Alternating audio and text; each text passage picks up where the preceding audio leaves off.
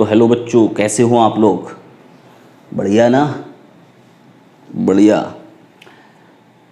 AC का एक lecture हो चुका है और हमने एवरेज वैल्यू और आरएमएस वैल्यू ऑफ एसी को कैसे कैलकुलेट किया जाता है, उनकी डेफिनेशन क्या होती है और डायरेक्ट फार्मूला क्या होता है वो मैंने तुम लोगों को बता दिया था। अब आता है एसी सर्किट का एनालिसिस करने की बारी आती है। ठीक है, तो एसी सर्किट का एनालिसिस करने के लिए हमें कुछ चीज़ों की ज़रूरत होती है। एक होता है उनमें फेजर डायग्राम। तो मैं फेजर डायग्राम से स्टार्ट करता हूँ खेल को। ठीक है, देखो phasor diagram, this is most important पूरे एसी के लिए, मोस्ट इंपॉर्टेंट। ठीक है ना, पूरे एसी के लिए फेजर डायग्राम पे जो भी डिस्कशन होगा वो तुम्हारे काम का होगा, क्योंकि इस टॉपिक से जो क्वेश्चन पूछा जाता है फेजर डायग्राम पे 95% इसी फेजर डायग्राम से रिलेटेड होता है। तो देखो क्या है फेजर डायग्राम। देखो अपने पास इक्वेशन है, मान लो E equals to E not sine omega T और I equals to I not sine omega T plus five. ठीक है, ये एसी की इक्वेशंस हैं। वोल्टेज और करंट में कोई फेज डिफरेंस हो सकता है और वो फाई है।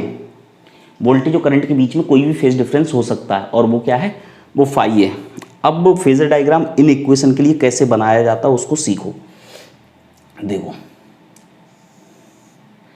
ये मान लिया जाता है कि मान लो ये रहा वोल्टेज ई नॉट और ये रहा करंट आई नॉट और ये ऐसे घूमता है, ये हो गया ओमेगा टी और ये हो गया फाई, और इनको सर्कल बनाओ पूरा अच्छे से प्यार से एकदम।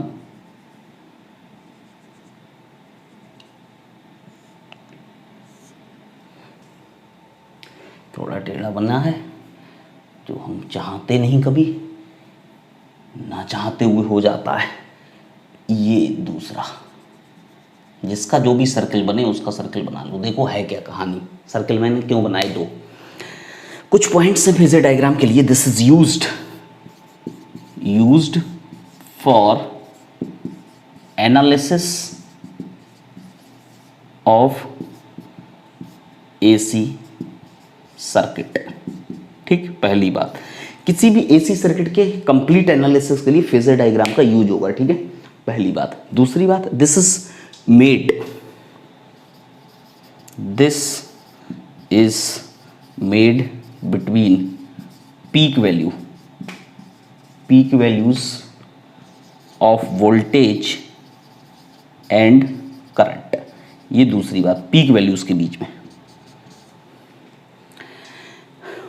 पीक वैल्यूज के लिए बनाया जाता है। तीसरी बात ये है, पीक वैल्यूज जो हैं, जो मैंने ये peak values E not I not ली, इनको हम वेक्टर कंसीडर करते हैं and we will consider they are rotating in anti clockwise direction with the same angular frequency like omega of AC. जो एसी का ओमेगा है उसी ओमेगा से इनको एंटी क्लॉकवाइज डायरेक्शन, ये डायरेक्शन देखो एंटी क्लॉकवाइज डायरेक्शन में घूमते हुए माना जाता है सर्कुलर ट्रैक पे with the same angular velocity omega like AC। E naught and I naught considered as vector rotating in anti-clockwise direction with the same angular frequency omega of AC।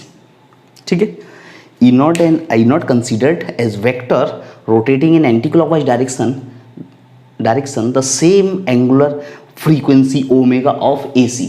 ठीक है, वो हमने AC वाला omega देखा है ना, ये वाला ओमेगा, ये वही है। तीसरी बात हो गई, बात नंबर 4 जगह यहाँ पे तैयार। चौथी बात ये है कि इनके कंपोनेंट लेंगे, Y projection of E naught and I naught gives its instantaneous values, instantaneous values by projection of E naught and I naught, by projection of E naught and I naught gives its instantaneous value. Means क्या, देखो अगर मैं E naught का angle ये separately दिखा दूं, ठीक है, ये है, ये वैल्यू आनी चाहिए, यहाँ जगह पूरी है, इसका यूज कर लेते हैं। देखो एक कोई देख लो, ये क्या है ई नॉट, इसका एंगल कितना ओमेगा टी, तो इसका ये प्रोजेक्शन कितना आया लाइक दिस, ये वाला प्रोजेक्शन ई नॉट का इधर कॉस कंपोनेंट, तो इधर कितना sine, this is E not sine omega T, तो ई इज इक्वल टू लिख सकते हैं, ठीक। ऐसे ही आई नॉट का एंगल कितना है ओमेगा टी प्लस फाइव, पूरा एंगल है, तो इधर वाला उसका साइन कंपोनेंट है, इसका ये साइन कंपोनेंट हुआ और वोल्टेज का वो रहा, ठीक है। तो साइन कंपोनेंट इनके क्या देते हैं, दिस साइन कंपोनेंट ये वैल्यू मिलेगी, और ये वैल्यू कैसी है इंस्टेंटेनियस वैल्यू। तो मीन्स इनके वाई प्रोजेक्शन क्या देते हैं, तो चार बातें काम की। पहली बात तो पीक वैल्यूज़ के बीच में बनेंगे। किसी भी एसी सर्किट का कंप्लीट एनालिसिस करने के लिए हमको जब बहुत ज़्यादा जरूरी होता है फेजर डायग्राम हमको बनाना आना चाहिए, और peak value of voltage and current के बीच में बनता है। दो बातें हो गई। तीसरी बात यह है कि हम इस फेजर डायग्राम में जो हमने वोल्टेज और करंट लिए उनको वेक्टर कंसीडर किया जाएगा, और उनका वेक्टर कंसीडर करने के बाद हम उनको एंटी क्लॉकवाइज डायरेक्शन में रोटेट होते हुए कंसीडर करेंगे, एंटी क्लॉकवाइज डायरेक्शन में, ये काम की बात। और उनकी जो एंगुलर फ्रीक्वेंसी होगी जो घूमने की, वो होगी वही वाली जो एसी की है, ठीक है, तो ओमेगा वहां से मिलेगा। और चौथी बात ये है, चौथी बात इधर लिखी है, उनके जो वाई प्रोजेक्शन होंगे वो उनकी इंस्टेंटेनियस वैल्यू देंगे। अब देखो करंट आगे पीछे हो सकता है, वो आगे चल के तुमको पता चलेगा, वोल्टेज और करंट सेम फेज में नहीं होंगे, वो आगे पीछे हो सकते हैं, कभी कभी सेम फेज में भी होंगे, आगे पीछे भी हो सकते हैं, तो कोई भी प्लस माइनस फाइव हो सकता है, ये आगे हो सकता है, ये पीछे हो सकता है। इसका फेज अभी इस समय मैंने इक्वेशन लिखी, इसमें फाइव इसका फेज ज़्यादा है वोल्टेज से, तो ये लीड कर रहा है, जो आगे होगा जिसमें एक्स्ट्रा फेज होगा वो लीड करता हुआ माना जाएगा, ये बोला जाएगा। और अगर -5 होता तो ये लैग कर रहा होता, मतलब वो लीड कर जाता। तो लैग और लीड वाले टर्म्स आएंगे, वो रिलेटिव टर्म्स हैं एक दूसरे के रिस्पेक्ट में। दो चीज़ें हैं, अगर मैं पीछे वाली से बोलूँ तो आगे वाली को, तो वो उसके आगे है, और आगे वाली से बोलूँ पीछे वाली को, तो वो उसके पीछे, तो रिस्पेक्ट में है, रिलेटिव। फेजर डायग्राम पता चल गया। अब बनाते हैं phasor diagram for the different AC circuits, ठीक है। जो मैंने कहा कि एसी सर्किट का एनालिसिस करने के लिए हमें फेजर डायग्राम की होती है ज़रूरत, ठीक है। तो ज़रूरत को करेंगे पूरा, और सबसे पहला है, पहला देखो 3 एलिमेंट होंगे RLC, पहले इंडिविजुअल लेंगे तीनों के लिए, फिर 2-2 का कॉम्बिनेशन बनाएंगे, और फिर तीनों का कॉम्बिनेशन बना देंगे, ठीक है। इतने सर्किट बनेंगे। तो इंडिविजुअल एक R बनेगा, एक L बनेगा, एक C बनेगा, 3 हो गए। फिर 2-2 के ग्रुप, एक RL, एक LC, एक RC, 3 और हो गए, 3-3 6, और एक तीनों का कंबाइन, तो कितने हो गए 7। तो देखो सबसे पहले pure resistive circuit, pure resistive circuit का मतलब केवल रजिस्टर लगा है, ठीक है, ओनली रजिस्टर इन सर्किट, ठीक है। अब जो भी मैं करूंगा वो पहली बार मैं कर रहा हूं, इसलिए तुमको लगेगा कि मैं ये क्यों कर रहा हूं, लेकिन मैं तुमको धीरे धीरे बता दूंगा कि यही करना है जो मैं बोल रहा हूं, ठीक। जैसे ये मैंने AC वोल्टेज दे दिया, E=E0 sin ओमेगा टी, ये मैं दे दूंगा, दिस इज गिवन, ठीक है। और इसको प्योर रेजिस्टिव सर्किट मतलब रेजिस्टेंस से कनेक्ट कर दिया। This is the symbol of AC। Battery बनाते थे करंट इलेक्ट्रिसिटी में, वो नहीं है, अब AC है, ठीक है। अब देखो ये वोल्टेज लगाओगे तो इसमें कुछ करंट आएगा, किसी भी टाइम पे जो करंट होगा I क्या होगा, I V/R। तो I क्या होगा, किसी भी टाइम पे जो वोल्टेज है E, this is eight any time, किसी भी टाइम पे, तो E की वैल्यू रख दो पूरी, E0 sin omega T divided by R, तो I E0/R। इसमें कुछ है नहीं इसलिए जल्दी लिख दे रहे हैं, और इसको कंपेयर कर लो कि ये मैक्सिमम वैल्यू ऑफ करंट है, तो I0 sin ओमेगा टी, ठीक है। तो जो मैक्सिमम वैल्यू है I0 E0/R, this is peak value of current, this is peak value. अब देखो जो इक्वेशन गिवन थी वोल्टेज की और जो आई करंट की, अभी मैं क्या करूँगा कि एक इक्वेशन दे दूंगा, एक इक्वेशन, मेरे बात को समझने की कोशिश करो, एक इक्वेशन दी जाएगी, दूसरी कैलकुलेट करेंगे और दोनों को कंपेयर करेंगे, सीखेंगे, समझेंगे कि उनके बीच में कितना फेज डिफरेंस है। This is the analysis of that particular circuit, like pure resistive circuit का मैं एनालिसिस कर रहा हूँ। तो अब मैं तुमसे कहूँ कि इसमें और इसमें देखो कोई फेज डिफरेंस नहीं, there is no phase difference if the pure resistive circuit that is connected to the AC supply. ठीक है, आगे चल के फेज डिफरेंस आएगा तो तुमको जब मैं आगे पढ़ा दूंगा तो पीछे वाला याद आए कि इसमें नहीं होता है, और ये सब याद भी रखने आगे चल के। तो देखते there is no phase difference, तो देखो ये वाला फेज डायग्राम बनाएंगे। ठीक है, देखो वोल्टेज की पीक वैल्यू और करंट की पीक वैल्यू, ठीक है, और ये omega T.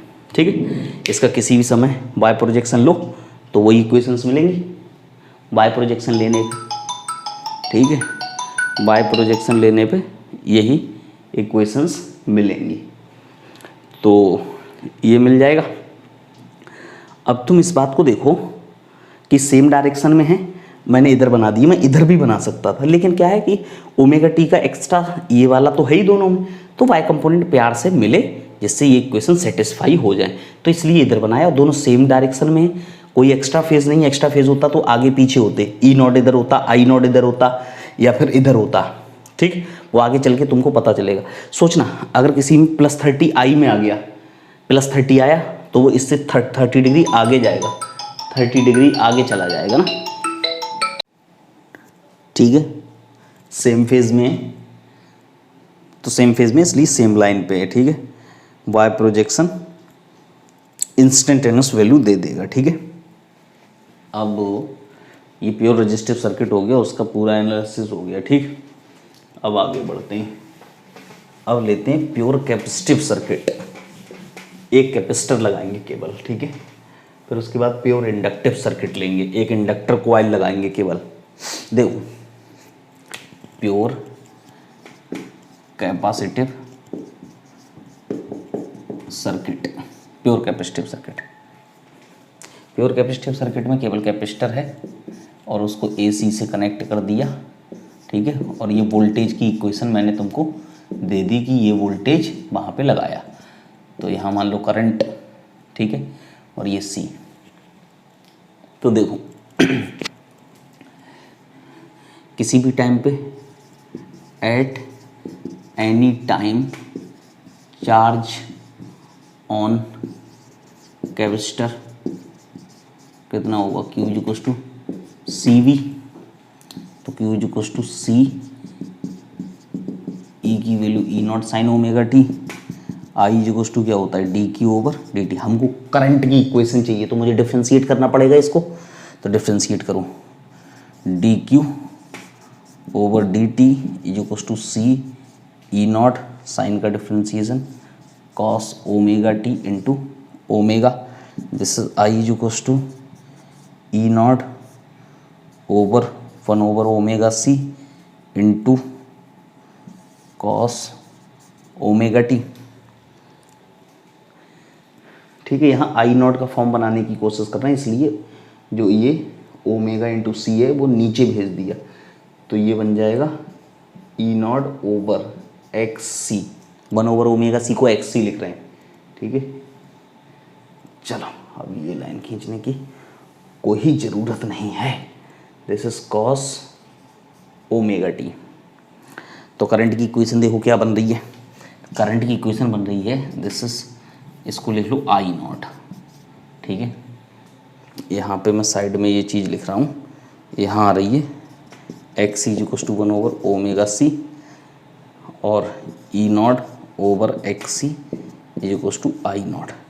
This is called capacitive reactance, capacitive reactance. जैसे रेजिस्टेंस होता है, देखो voltage divided by resistance current होता है, तो ये रेजिस्टेंस की तरह बिहेव करता है, एंड दिस रेजिस्टेंस की तरह ये जो बिहेव करता है इसका नाम होता है capacitive reactance, X C. X C is the resistance like capacitor का रेजिस्टेंस, कैपेसिटर का जो रेजिस्टेंस होता है कैपेसिटर जितना रेजिस्टेंस ऑफर करता है that is called capacitive reactance, और कैपेसिटिव रिएक्टेंस का सिंबल क्या है, X C.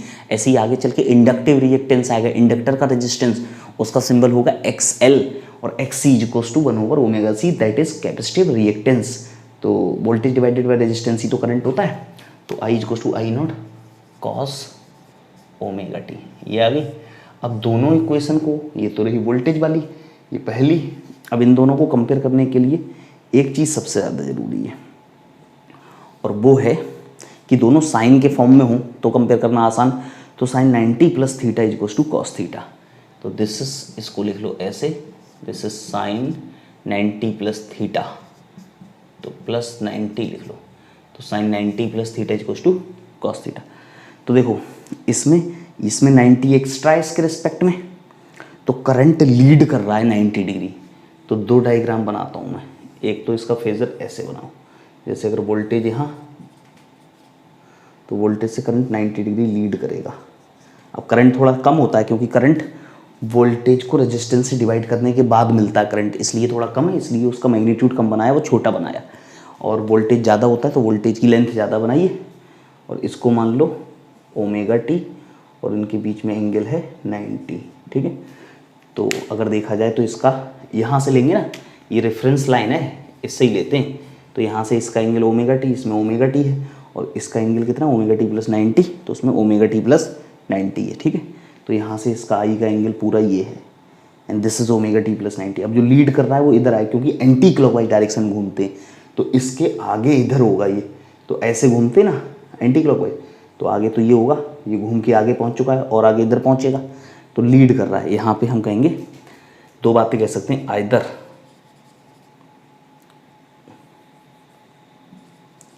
Current leads voltage by 90 degree, और voltage lags by current by 90 degree. बात समझ में आई? या तो करंट लीड करता हुआ बोल दो, या वोल्टेज को लैग करता हुआ बोल दो, दोनों की एक ही बात है, सेम लैंग्वेज है, रिलेटेड टर्म्स हैं। दूसरा डायग्राम ऐसा भी बना सकते हो तुम, ऐसा देखो, ये रहा वोल्टेज साइन वेव, और इसमें है 90 डिग्री ज़्यादा, तो करंट करेगा लीड, ठीक है। लीड करने का मतलब यहाँ से शुरू हो जाएगा पहले से,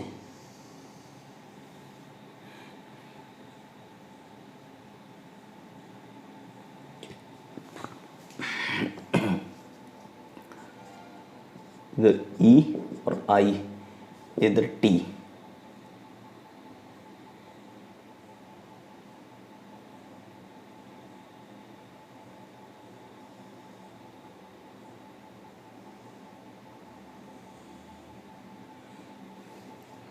टफ नहीं लगेगा, इसको मैं डॉटेड कर दे रहा हूँ, ठीक है। एक को डार्क कर दे रहा हूँ, एक को डॉटेड, ठीक है। ये वाला भी किताबों में बना हुआ होता है तो इसलिए बना ले रहे हैं। ये वोल्टेज वाला डार्क, दिस इज ई और आई दोनों ले लो इधर,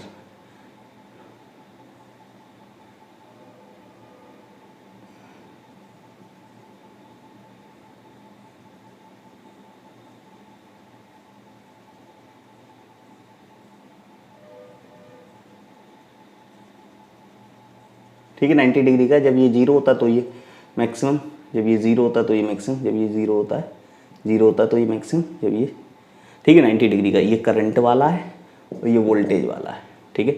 अब ये मुझको कैसे पता चला, omega T is equals to -90 होगा, ओमेगा टी प्लस 90 को जीरो रखो, तो -90 का मतलब इधर से स्टार्ट होगा, दिस इज -90, ठीक है। और लीड कर रहा है मतलब पहले से स्टार्ट होगा करंट पहले से स्टार्ट होगा, कोई कन्फ्यूजन नहीं। एक ही बात समझनी है कि ओमेगा टी प्लस 90, तो ये लीड कर रहा है तो पहले से स्टार्ट होगा, तो समझदारी से ओमेगा टी प्लस 90 को जीरो रख लो, तो ओमेगा टी इक्वल्स टू -90 आया, -90 का मतलब माइनस साइड से स्टार्ट हो जाएगा। तो जैसे समझना वैसे समझ लो, वो बनाओगे तो भी चलेगा, बना हुआ आता है ऐसा, इसलिए पहचानने के लिए बना भी दिया। तो इसमें प्योर कैपेसिटिव सर्किट में करंट लीड करता है, करंट लीड करता है, ठीक है। अब हमने थोड़ी सी बातचीत और कर लेते हैं। देखो XC बहुत ज़्यादा काम की चीज़, जैसे 1/ω/C, 1/ω इक्वल्स टू 2πfc, ठीक है।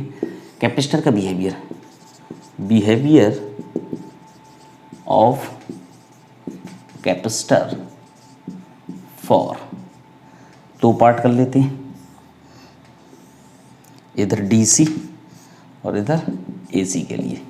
DC की फ्रीक्वेंसी 0, AC की फ्रीक्वेंसी नॉन ज़ीरो, तो XC की value 1/2πfc, XC is equals to infinite. F is equals to 0 रखो तो इनफाइनाइट हो जाएगा। इसका मतलब ये हुआ कि जो कैपेसिटर होता है वो इनफाइनाइट रेजिस्टेंस DC के लिए, capacitor offers infinite resistance for DC like open circuit, open circuit. Infinite resistance का मतलब क्या है? Open circuit. Capacitor blocks DC, capacitor blocks DC, ये भी बात है, कैपेसिटर ब्लॉक्स DC को ब्लॉक कर देगा, पास ही नहीं होने देगा। Capacitor offers infinite, infinite resistance मतलब ओपन सर्किट, ओपन सर्किट का मतलब कुछ नहीं जाएगा, तो कैपेसिटर DC को ब्लॉक कर देता है, ओपन सर्किट की तरह बिहेव करता है। AC के लिए XC नॉट इनफाइनाइट, क्योंकि F 0 नहीं होगा तो कुछ ना कुछ फाइनाइट वैल्यू आएगी, तो it offers easy path for AC और इट पासेस AC, AC को पास करता है, ठीक है। कैसे? ऐसे समझ लो कि समझने याद करने का ये AC ऐसे ऐसे होता है तो ऐसे निकल जाता है, ठीक है। DC क्या है? DC ऐसे होता है, ऐसा होता है DC, तो फंस जाता है, ठीक है, ब्लॉक कर देता है। तो it blocks DC but it passes the AC। ये कैपेसिटर का बिहेवियर है, AC के लिए चल रहा है, ठीक है। 90 डिग्री का फेज डिफरेंस, करंट लीड करता है, काम की बातें। अब है प्योर इंडक्टिव सर्किट। अब केवल इंडक्टर लगाएंगे, ठीक है। ये सब फेजर डायग्राम समझते जाओ। अब देखो, अब लेते हैं pure inductive circuit. This is pure inductive circuit, ठीक है।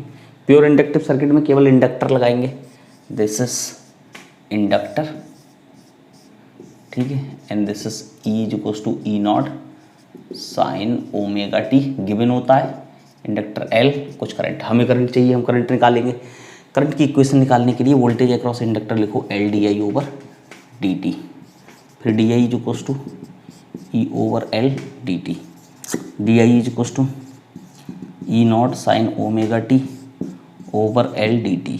इंटीग्रेट करो, ये I आ जाएगा, E0/L साइन का integration minus of cos omega T divided by omega. I is equals to E0/ω/L minus यहाँ लो cos omega T. I is equals to minus I0 cos omega T, ऐसे लिखो। अब ये माइनस एडजस्ट करो। एक बात काम की कि ओमेगा एल को मैंने लिखा है पहले XL और फिर E0/XL को मैंने I0 लिखा है, तो once again this resistance, this is called inductive reactance. ये रेजिस्टेंस ऑफर्ड बाय इंडक्टर है, तो इसका नाम होगा इंडक्टिव रिएक्टेंस, ठीक है, ये याद कर लो। कैपेसिटर जो रेजिस्टेंस ऑफर करता है वो कैपेसिटिव रिएक्टेंस होता है, इंडक्टर जो रेजिस्टेंस ऑफर करता है वो इंडक्टिव रिएक्टेंस होता है। इसका एक्सेल सिंबल, इसमें X L equal to omega L है, वहाँ 1/ω/C था, ठीक। अब ये माइनस हटाना है, तो ऐसे लिखो I is equal to minus adjust करो I0 और साइन 90 माइनस थीटा वाला फॉर्मूला लगाओ। देखो कैसे, साइन 90 माइनस थीटा, और ये माइनस तो है ही, तो I is equal to I0 sine omega T minus 90। अब ये इक्वेशन आ गई परफेक्ट, माइनस एडजस्ट कर दिया दूसरी इक्वेशन, ठीक। इंटीग्रेट करने से माइनस मिला, उस माइनस को एडजस्ट करने के लिए माइनस वाला फॉर्मूला लगाना है। कैपेसिटर वाले में प्लस आता है, उसमें माइनस आता नहीं, उसमें माइनस ये आता नहीं एक्स्ट्रा वाला, तो माइनस वाला फॉर्मूला लगाने की जरूरत पड़ती नहीं। वहाँ सीधे सीधे साइन 90 प्लस थीटा लगाते हैं।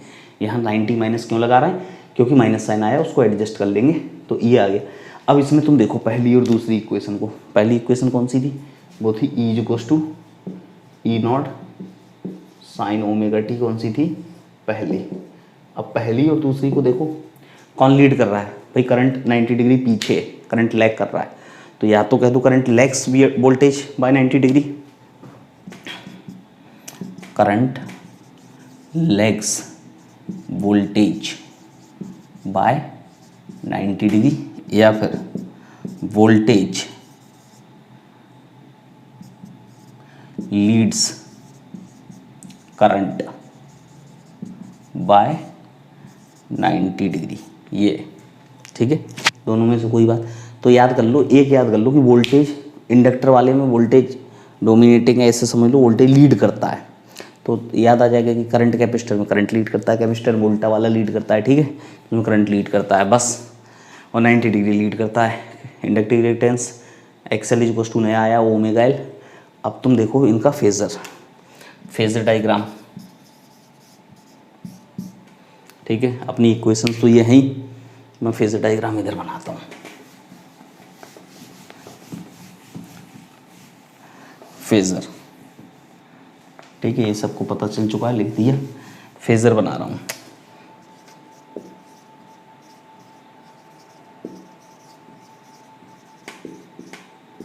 फेजर डायग्राम देखो, कौन लीड कर रहा है? वोल्टेज।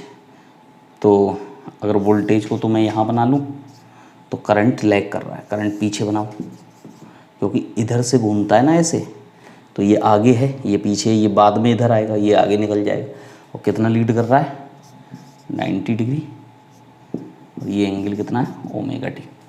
ये एक फेजर बन गया। दूसरा फेजर ये वाला बनाना चाहो तो ये बना लो, इधर ई और आई। तो ई तो मैंने ओमेगा टी साधारण वाला लिया है बिल्कुल। करंट आगे से स्टार्ट होगा, करंट क्योंकि लैग कर रहा है, लैग करता है तो वो बाद में शुरू होता है।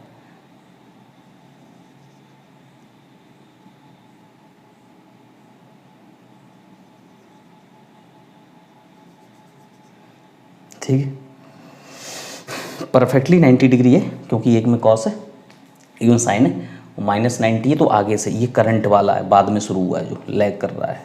या फिर ओमेगा टी माइनस 90 को 0 रखो तो omega T equals two plus 90 आएगा। प्लस 90 का मतलब प्लस साइड से शुरू होगा, ये हिंट है, ठीक है। तो फेजर हो गया। अब behaviour for DC and AC देख लेते हैं इसमें भी।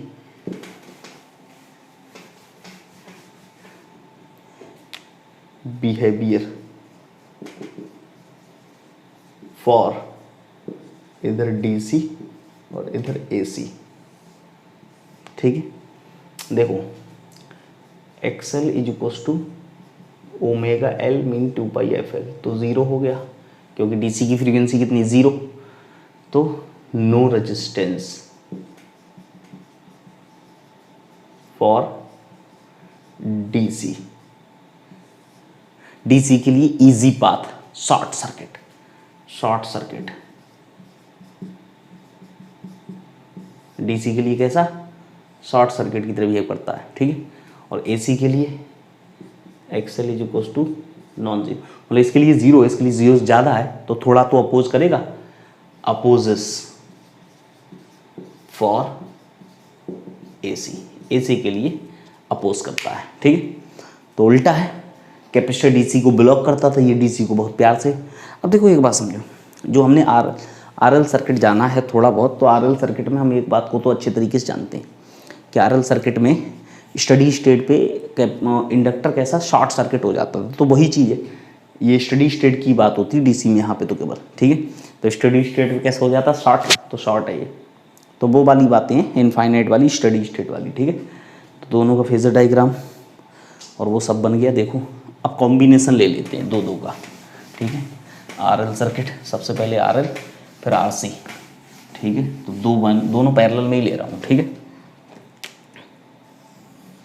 देखो दिस इज आरएल सर्किट, और पैरेलल यहीं पे RC सर्किट है।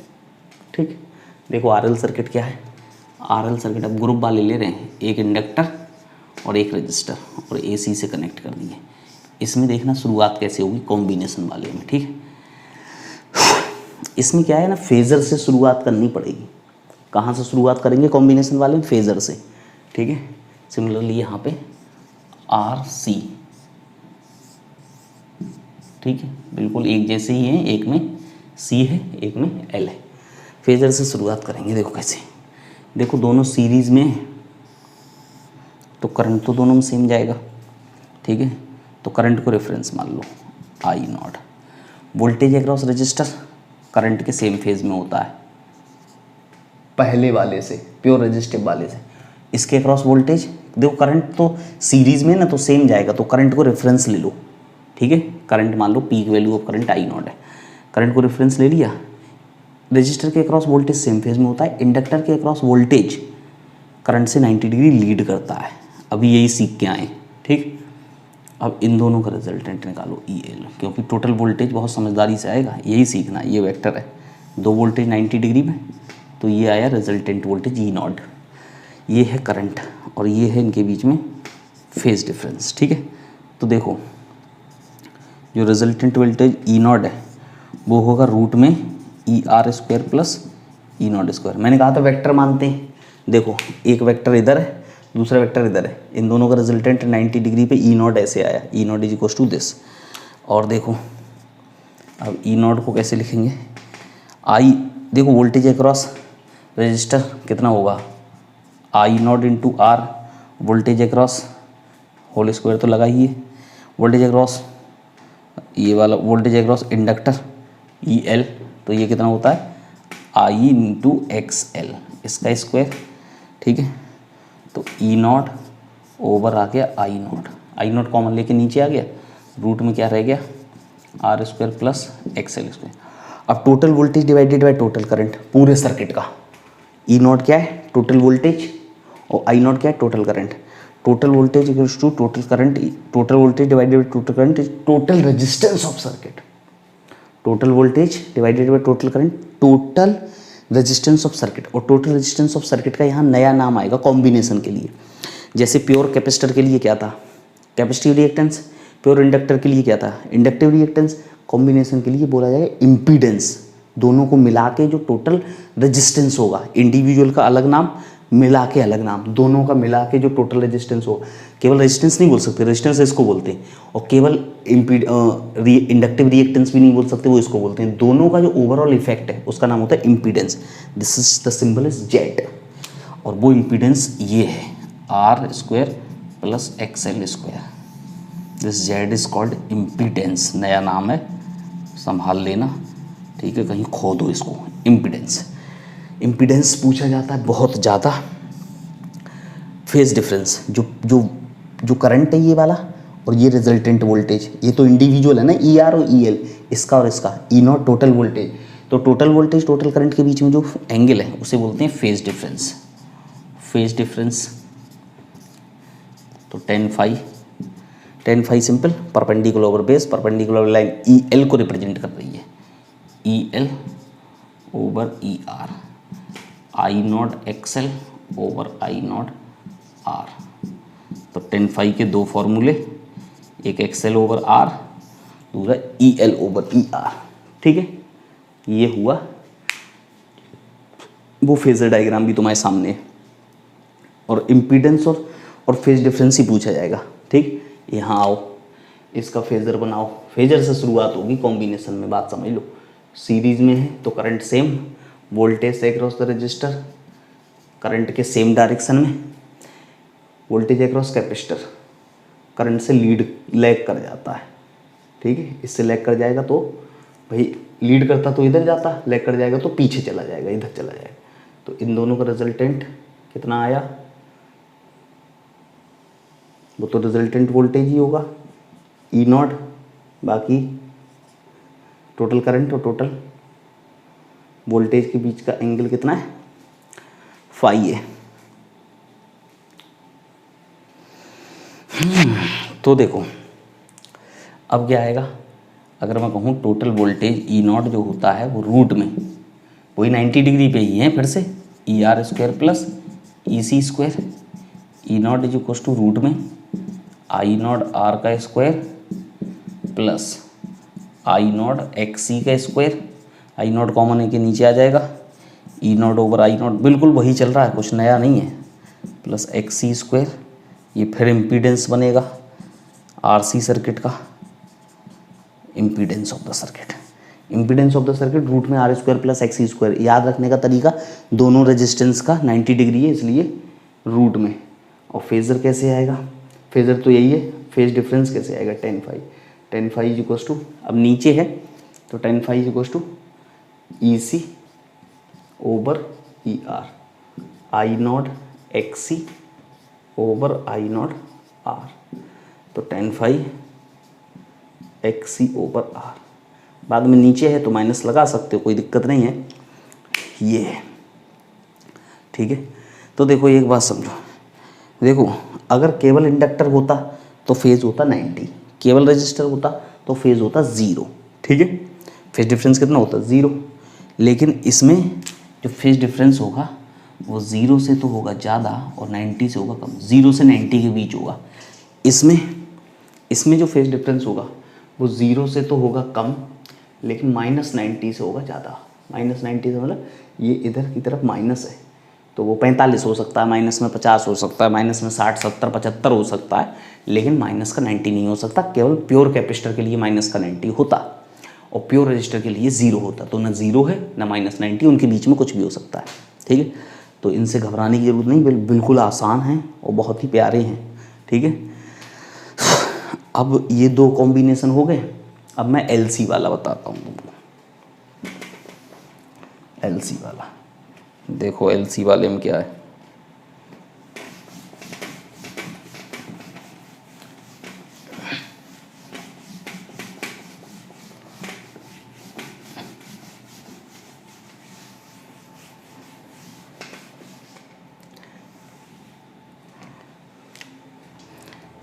LC, ठीक है। LC में एक इंडक्टर लगा दिया और एक कैपेसिटर और AC से कनेक्ट कर दिया, ठीक है। इस सर्किट का एनालिसिस करेंगे। अब इस सर्किट का एनालिसिस,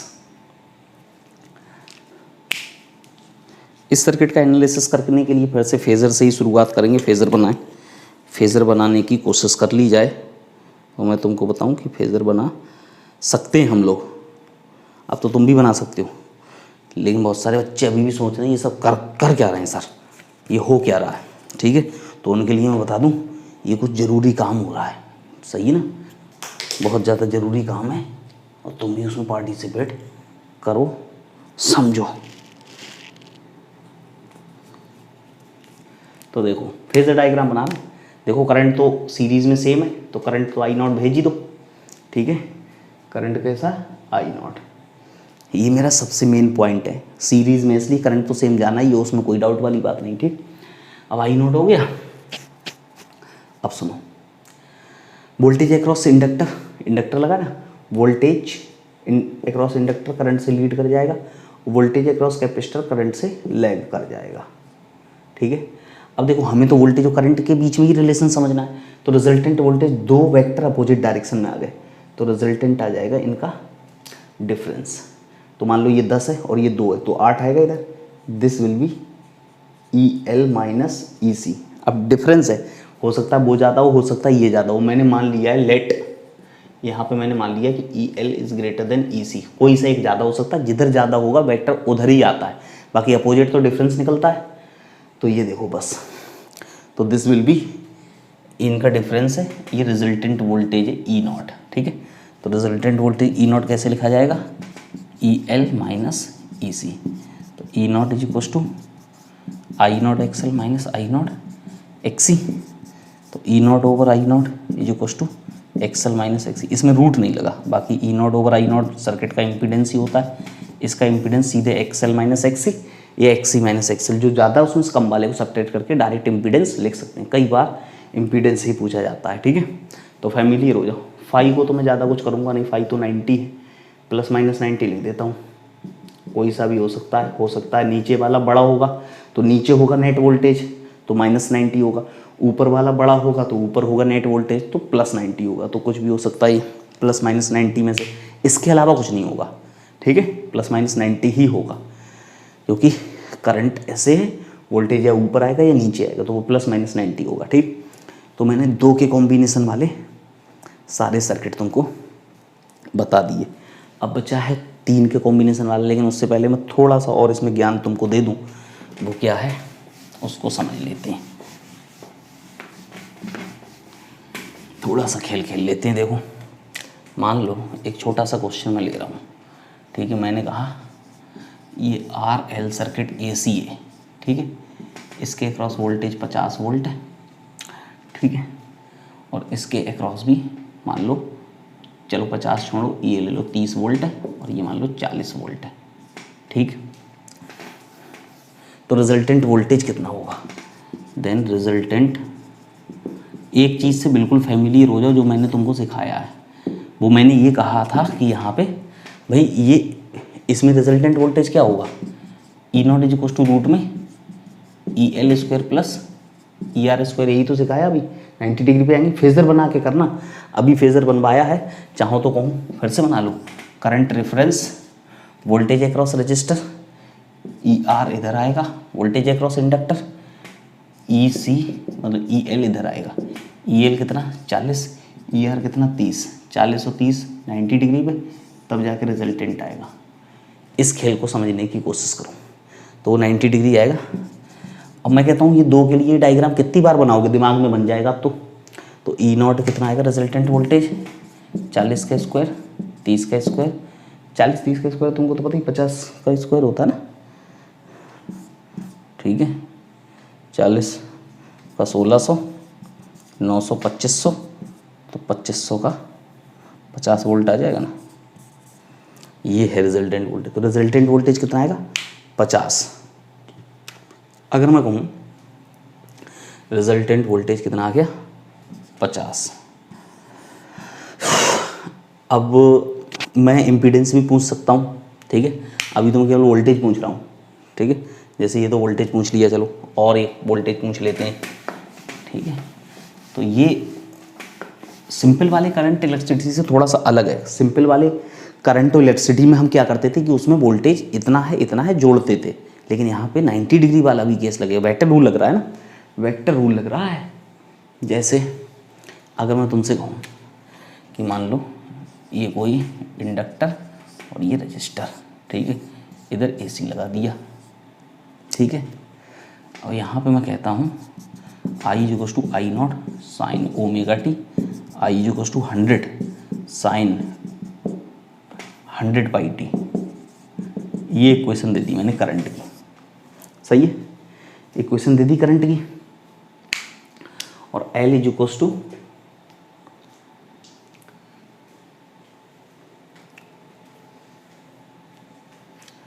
मान लो कुछ भी है,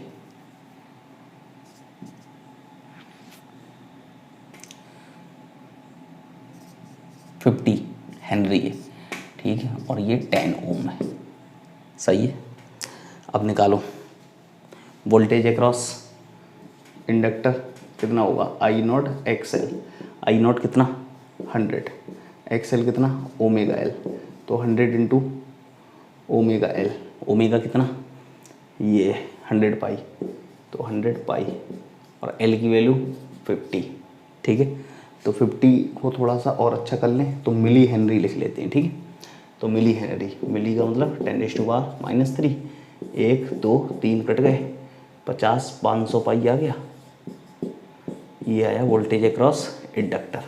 अगर वोल्टेज अक्रॉस रजिस्टर पूछूँ कितना तो कहोगे I0 R से, I0 तो वही है 100 और R कितना है 10, तो ये आ गया 1000 ओम, वो सॉरी 1000 वोल्ट, ये लिख सकते हो।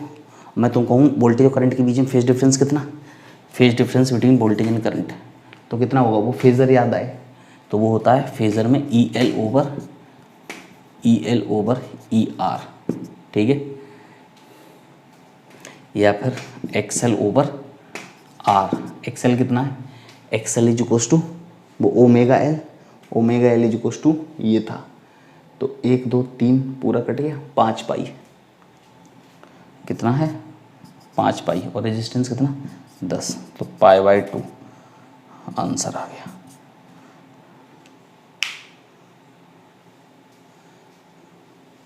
ठीक है, ये π/2 वो नहीं है कि 90 डिग्री समझ लो, पाई का रेडियन में नहीं है, वो पाई इज इक्वल टू 100 पाई। 100 पाई का मतलब होता है 3.14 है ये। ठीक, तो जो भी है हमको तो वो लिखना आना चाहिए। ठीक है, वो तो तुम समझ ही लोगे कि अगर यहाँ दिया है तो ये क्या है 3.14 लगाओगे इसकी वैल्यू यहाँ पे लाके। ठीक है, यहाँ पे तुम 90 डिग्री या 180 डिग्री नहीं लगा सकते, तो वो जो भी है ये तुम्हारा आंसर आएगा। फेज़ निकाल सकते हो, फेज़ निकाल सकते हो, वोल्टेज अक्रॉस इंडिविजुअल निकाल सकते हो, कुछ भी कर सकते हो। ठीक है, तो इसको मिटा दें।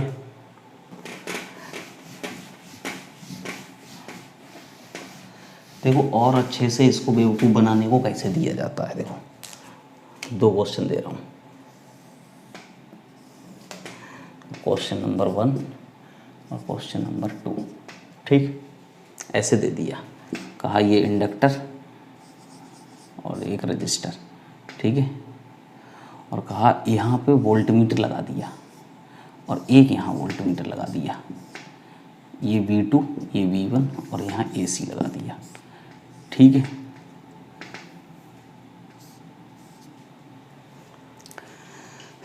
मान लो ये 30 वोल्ट और इसके अक्रॉस 40 वोल्ट, तो V2 की रीडिंग तो सीधी है 40 वोल्ट, और V1 की रीडिंग इन दोनों का रिजल्टेंट है, यहाँ से यहाँ तक वोल्टमीटर लगा ये वाला इन दोनों के बीच, तो V1 की रीडिंग इन दोनों का रिजल्टेंट वोल्टेज होगा, और रिजल्टेंट है तो RL में ये तो 90 डिग्री पे होंगे, तो 30 का स्क्वायर प्लस 40 का स्क्वायर, तो V1 की रीडिंग होगी 50 वोल्ट।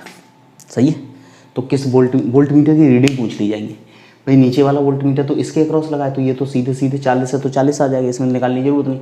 ये वाला वोल्टमीटर दोनों के कॉम्बिनेशन के अक्रॉस लगा है, तो इन दोनों का रिजल्टेंट वोल्टेज ही मेज़र करेगा, और रिजल्टेंट तुमको पता है RL सर्किट में रिजल्टेंट रूट में करके निकलता है। ठीक, जैसे मान लो ये है, और मैं तुमसे कह दूं ये 50 वोल्ट और ये 30 वोल्ट, और यहाँ वोल्टमीटर लगा दिया ये।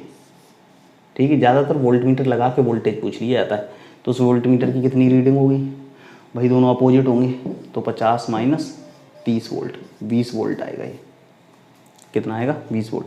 तो कंसेप्चुअल क्वेश्चन है, बहुत ज़्यादा टफ नहीं है, जहाँ पे थोड़ी सी कैलकुलेशन आई वहाँ देखेंगे, लेकिन ज़्यादातर इस टाइप के ही पूछे जाते हैं। ठीक है, इसको मिटा देते हैं और अब लेते हैं RLC circuit, RLC series circuit. तो देखो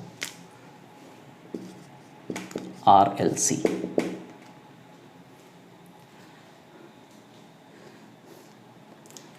RLC सर्किट में क्या है, पहले एक R ले लो, फिर एक L ले लो, फिर एक C ले लो, और सबको सीरीज में लगा दो। ठीक है, दिस इज RLC, और ऐसे करंट फ्लो हो रहा है, दिस करंट इज I0। ठीक, अब इसकी फेज़र से शुरुआत होगी, कॉम्बिनेशन वाले की शुरुआत कहाँ से होती है, फेज़र से। तो देखो फेज़र बनाओ समझदारी से, मैं इसको मान लेता हूँ कि मान लो ये इंडक्टिव डोमिनेंट है। एक तो मानना पड़ेगा कि किसका वोल्टेज ज़्यादा है, क्योंकि डेटा तो है नहीं, तो मैं मान लेता हूँ इसका वोल्टेज ज़्यादा है। ठीक है, तो देखो सब में करंट सेम जाएगा, तो करंट को रेफरेंस लो, वोल्टेज अक्रॉस इंडक्टर लीड कर जाएगा 90 डिग्री, वोल्टेज अक्रॉस रजिस्टर इधर ही आएगा, वोल्टेज अक्रॉस कैपेसिटर नीचे चला जाएगा। सही, अब पहले इन दोनों का रिजल्टेंट निकाल लो, तो इन दोनों का रिजल्टेंट ये आएगा, ये ज़्यादा है ना EL माइनस EC, और फिर इसका ER के साथ निकालो, तब रिजल्टेंट वोल्टेज मिलेगा। ये रहा resultant voltage, this is E0, और E0 और I0 के बीच का एंगल फाई। ठीक है, तो देखो E0 अब फेजर से लिखो, रूट में किसका स्क्वायर, भाई E0 किसका रिजल्टेंट है, इस लाइन का और इस लाइन का, ER का। तो देखो ये आया ER square plus EL minus EC का स्क्वायर।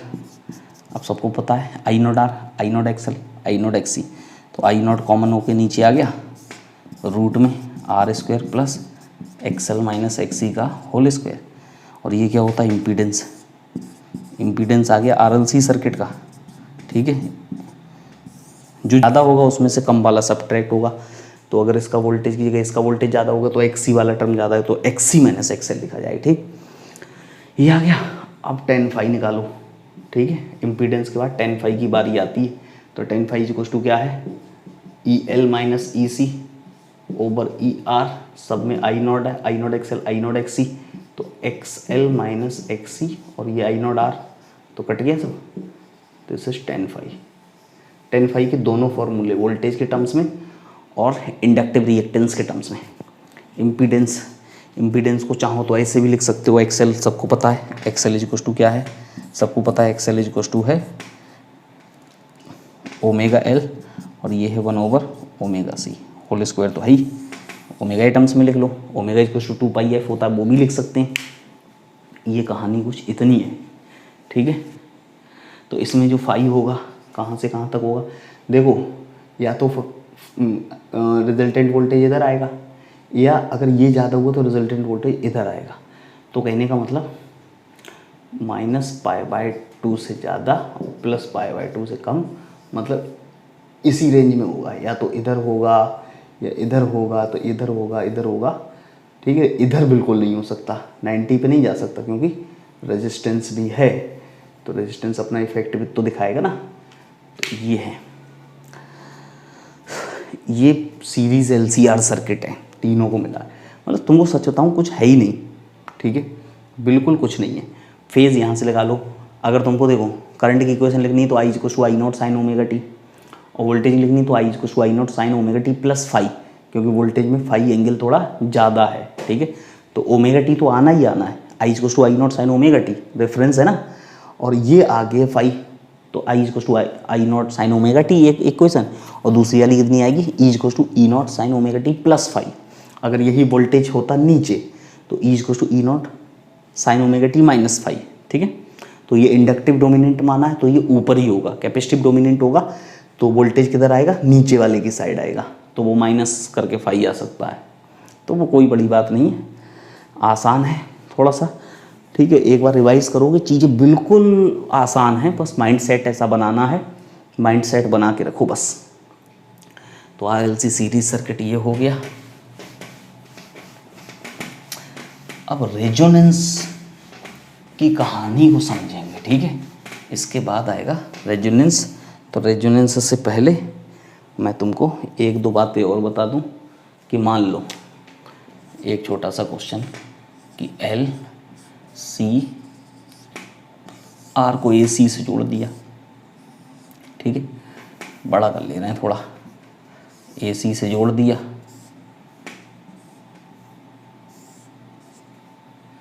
ये मान लो 40 वोल्ट, ठीक है, ये मान लो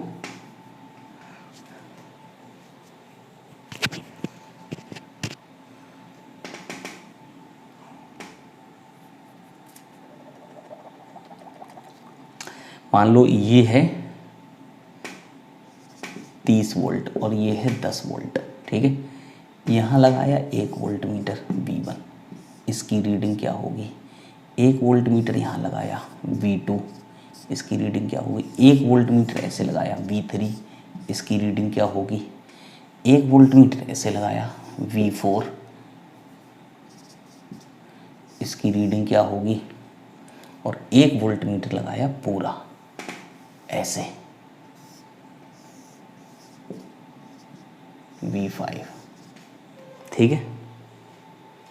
ये 5 वोल्ट मीटर लगाए, इन पांचों की रीडिंग क्या होगी, V1, V2, V3, V4, V5। देखो V1 की रीडिंग, V1 यहाँ और यहाँ कनेक्टेड है तो 10 वोल्ट रजिस्टर वाला वोल्टेज मिलेगा। V2 इसके अक्रॉस, कैपेसिटर के अक्रॉस, तो वो कैपेसिटर वाला वोल्टेज मेजर करेगा। V3 इन दोनों के कॉम्बिनेशन, तो R और C के कॉम्बिनेशन के लिए, तो R और C के बीच में लगा है, तो R और C 90 डिग्री वाला, तो कितना हो गया, रूट में 30 का स्क्वायर प्लस 10 का स्क्वायर, तो 10 तो बाहर आ जाएगा, रूट में 3 का स्क्वायर 9, 10 रूट 10 रह जाएगा। V4 इन दोनों का रिजल्टेंट L और C अपोजिट होते हैं, तो 40 माइनस 30 तो 10 वोल्ट आएगा। V5 वो तीनों को मिला के, तो तीनों का V5 ये है तीनों के क्रॉस, तीनों का देखो, इन दोनों का तो रूट में करो, इन दोनों का तो पहले डिफरेंस निकाल लो, तो 10 का स्क्वायर और फिर इसके साथ 10 का स्क्वायर कर दो, तो कितना आ गया 10 का स्क्वायर, 10 का स्क्वायर 100 स्क्वायर, तो 10√2, दिस इज 10√2 वोल्ट, इतना है। ऐसे ऐसे करके वोल्टेज वहाँ पे हम लोग लिख सकते हैं, ठीक है। अब कल हम पढ़ेंगे रेजोनेंस इन LCR सर्किट और पावर पढ़ेंगे, ठीक है। अगले लेक्चर में मैं पावर और रेजोनेंस इन LCR सर्किट को पूरा करा दूंगा, ठीक है। तो मैक्सिमम 5 लेक्चर मांगेगा ये वाला टॉपिक और फिर फिनिश हो जाएगा। तो ठीक है, मिलते हैं अगले लेक्चर में, तब तक के लिए बाय बाय।